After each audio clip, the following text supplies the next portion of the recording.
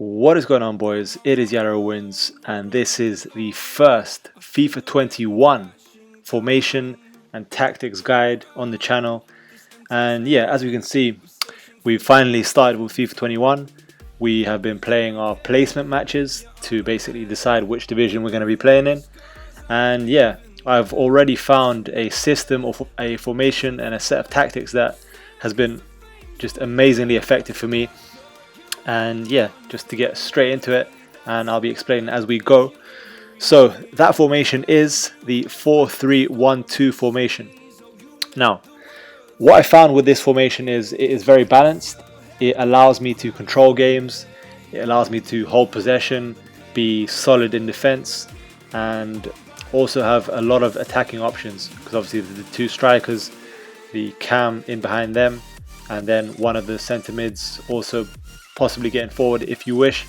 But yeah, very solid and overpowered formation that I highly recommend. So getting into the actual tactics of it, for the defensive style, as I don't know the meta, or I guess the weaknesses or strong points of attacking and defending so far, I've gone with balanced. I think you should too.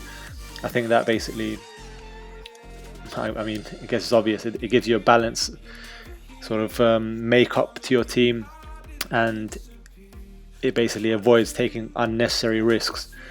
In terms of the width, again, going with a sort of a balanced kind of choice with the 5 bars. Again, I think that's the default, but it's worked well. For the defensive style, again, that just gives you options to defend against attackers that are going wide or through the middle without leaving unnecessary gaps. With the depth, we've gone a bit higher at 6.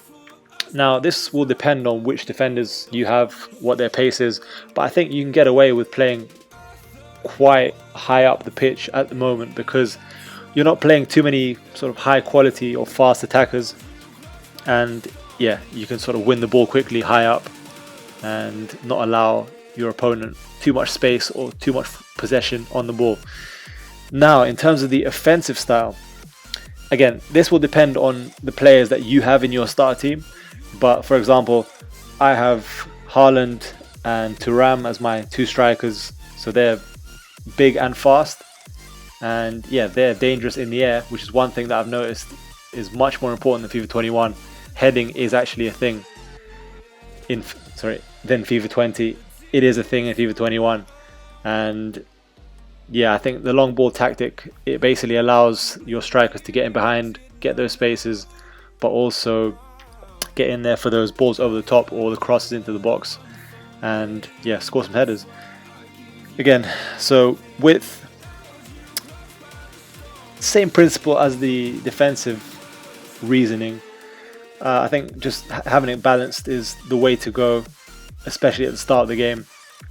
But again, this will depend on your personal style as a player. You can potentially choose this, but I think the balanced option is the best way to go for now.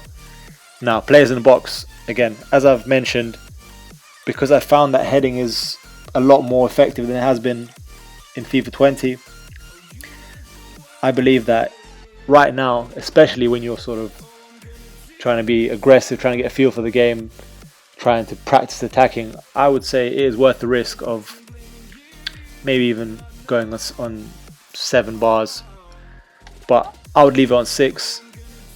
That gives you sort of enough options in the attack without sort of overloading too much and taking unnecessary risks. And yeah, in terms of the corners, again, this will come back to the point about heading. I've scored quite a few headers already, so I think it is pretty much worth having at least 4 bars for players getting into the box for corners, set pieces. Free kicks, I haven't really had any free kicks, but again, this is an optional choice for you. I've left it at 4. You could potentially have that lower if you wish. Now, going into the actual instructions. So as we can see, with my actual lineup, I play Haaland and Thuram as the strikers, and then Poulsen as the cam, with Serdar as sort of a box-to-box, more defensive-minded, Delaney as the holding CDM, and Kostic, who's actually a left mid, but very overpowered as a centre mid card. And yeah, just obviously the back 4. So in terms of the instructions, for both strikers, we have stay central, getting behind, stay forward. This may change for you depending on if you have sort of smaller agile strikers, but I mean if you want them to get wide, for example. But for me, two big guys, big strong quick guys, I want them staying central, getting in behind. That works. For the cam attacking mid, again stay forward, get into the box, everything else default. CDM, stay back, balance crossing runs, cover center, everything else default. Stay back for the left center mid, your defensive one, everything else default. Exactly the same for the right center mid, although obviously if you want more attacking options, you could potentially change that to balanced, depending on which player you actually use.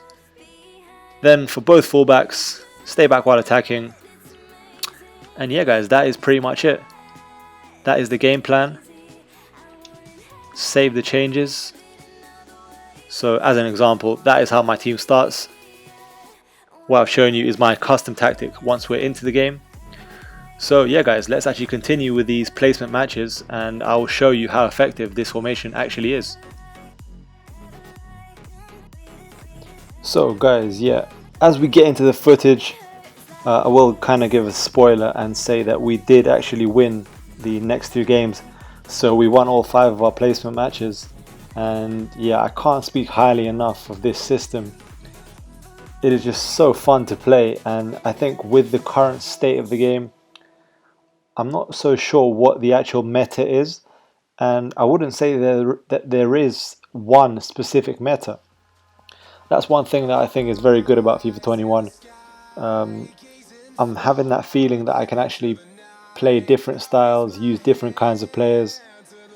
But yeah, with the 4-3-1-2, I think it really works in terms of just being balanced and having those numbers in the middle of the pitch. Because I didn't face anyone really that was using wingers, and I'm sort of getting the idea that that's not going to be so effective this year. So as we actually see, every goal that I score is because of the effectiveness of sort of going straight through the middle and having those numbers. So obviously the 2 strikers, the attacking midfielder in behind them, and then the other 3 central midfielders that can perceivably, you know, play a box-to-box role. They can get forward as well, but also make it very, very hard to break through.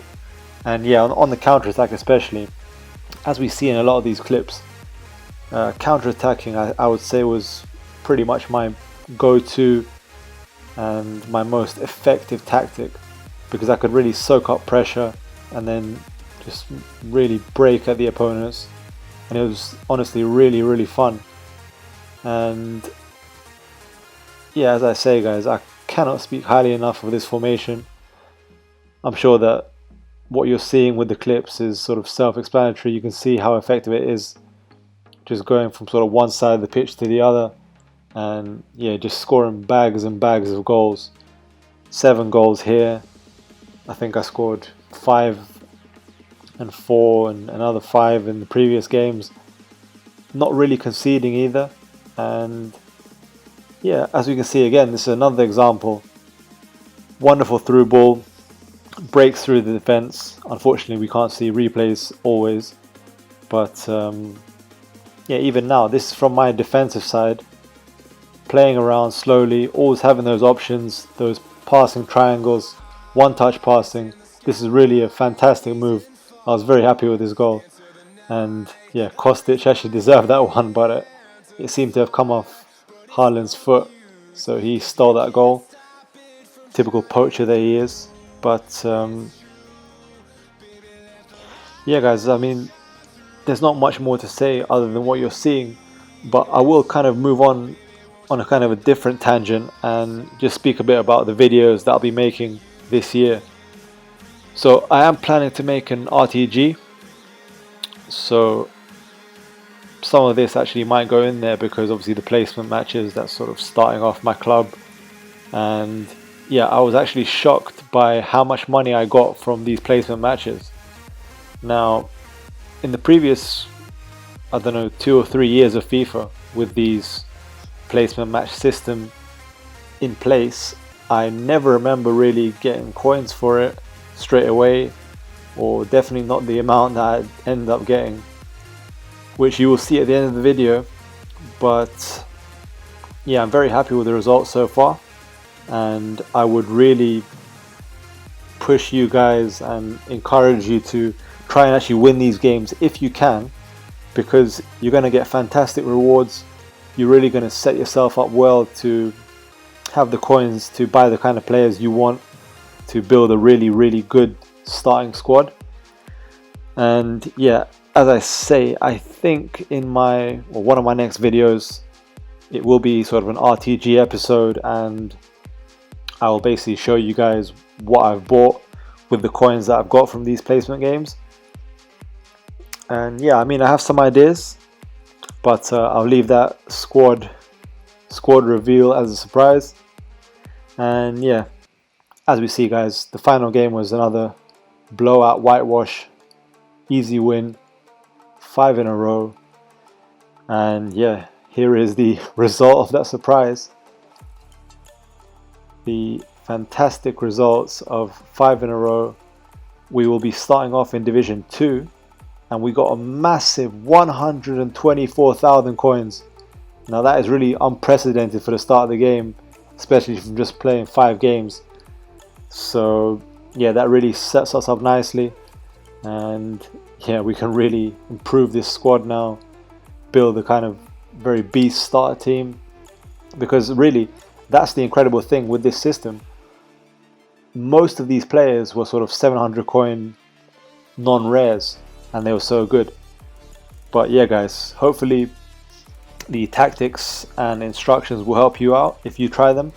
I really suggest that you do, and I don't know, maybe even try my team, my squad, if you can, if you have those coins. It was very effective. But yeah, guys, thank you for watching.